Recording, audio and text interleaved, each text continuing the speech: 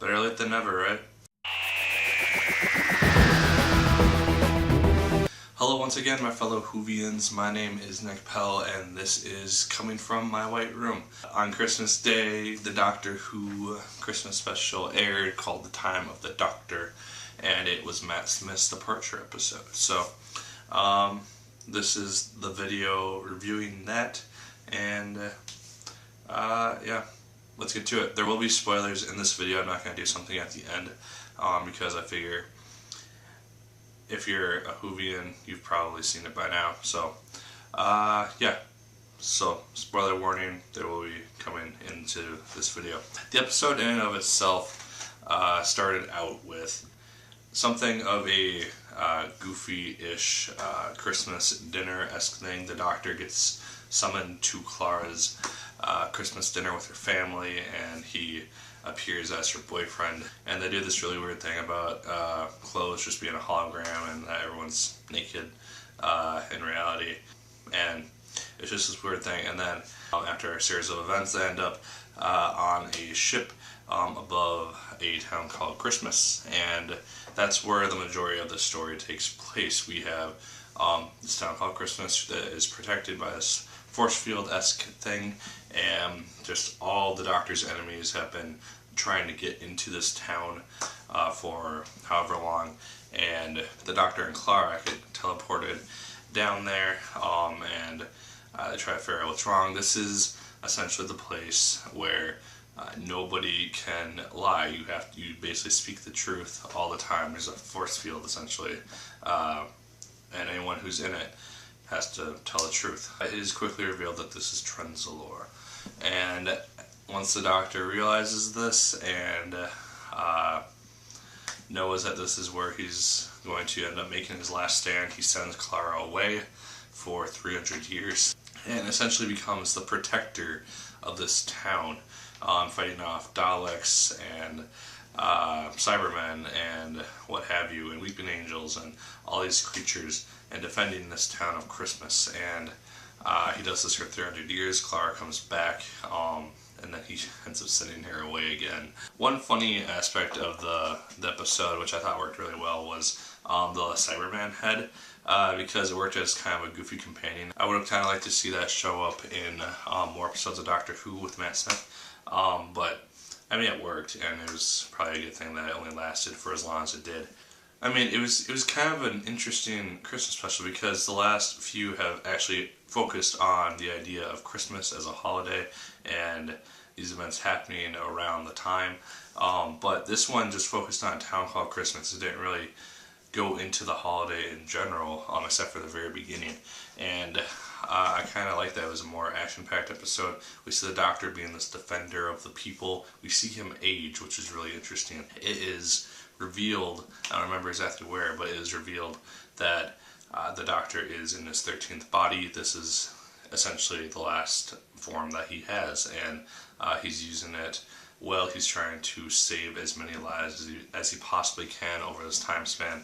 I found it really interesting how they revealed the Silence to be kind of this religious group, which aren't really bad guys. Essentially, the Doctor ends up working with them for most of the episode, and I just thought that was really, really interesting, a way to do that. But eventually, years pass. Clara eventually comes back again. She finds the Doctor as a very old man, kind of reflective of how David Tennant looked in the Series 3 finale, where the Master turns him into an old man. And he's just very old. He's at the very last extent of his life. The Daleks are essentially invading the town, and they're causing chaos, and he knows that there's not much left that he can do. There is this crack in time, which I really liked that they brought back, and Moffat had said before the episode aired that he was going to be tying up a lot of the plot aspects of the Matt Smith era, and he kind of did that. We see kind of what the cracks in time were partly used for, and it's a way for the Time Lords to attempt to get back into the universe that the Doctor is in. He refuses to let them in because with the Daleks, right above them, it would be a second time war right off the bat, and that wouldn't be good for anybody. So he does not say his name, he does not let them in, and his house is essentially one that has the crack in it. But he goes out to essentially surrender himself to the Daleks and have his last stand at Trenzalore. And Clara, being the faithful companion and loyal companion that she is, she pleads to the Time Lords and the crack in the wall to help him change the future. She makes this speech about him being the Doctor, that's all the name that he needs, and all this type of stuff. That worked, but I mean, yeah. And then, right when Matt Smith has essentially given up all hope, Crack appears in the sky and the Time Lords grant the Doctor another regeneration cycle. I knew that they were going to do this somehow because the show is so popular right now, it'd be stupid to end it. That being said, I would have enjoyed seeing an actual series finale, because that's what this episode really did feel like, was a series finale. We had the Doctor at the end of his life. He's been defending this place, he has settled down somewhere, just doing what he does, and he's ready to let it all go.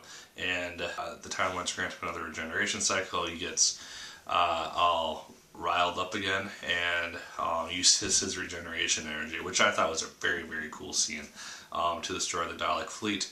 And he reverts back to his younger Matt Smith form that we know him as. Is essentially going about the TARDIS. The regeneration process has started. He's essentially just holding it back at this point. And he releases his bow tie, which was a very significant thing since bow ties were kind of the symbol of Matt Smith's era. We see Karen Gillan show up again as Amy Pond for a quick cameo, just because she was the first face that his face ever saw, and she said she had a huge impact on his era because she was the main companion for the majority of his era. So it was good that they kind of brought her back in kind of a spiritual form than in an actual physical embodiment.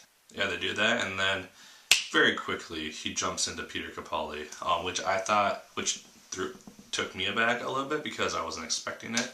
But I mean, it works because when you think that he's been holding back essentially everything, and he essentially just gets to the point where he has to change, and there's nothing that he can really do about it. So changes to Capaldi, and there's some funny banter with him. He complains about the color of his kidneys, and then he apparently doesn't know how to fly the TARDIS, which could be a problem. So that's where the episode ends. I really did enjoy the time of the Doctor. I thought it was really done really well in the episode. Probably Matt Smith's best performance as the Doctor. Moffat did send him out on a very good note. It was a very, very good episode, and it was one that I really, really enjoyed. So, if you're a Doctor Who fan, you've more than likely seen this already. But, yeah, I will be doing a video where I talk about Matt Smith's era as the Doctor, from Series 5 to Series 7, with the Christmas special, obviously. I'll be doing a video talking about that, the highs and the lows of it, my thoughts on his overall time as the Doctor. So, yeah, stay tuned for that. Yeah, let me know your thoughts on the time of the Doctor down below if you so choose. I'd appreciate it immensely. Like, favorite, comment, and subscribe as well. Once again, my name is Nick Pell, and once again, Geronimo!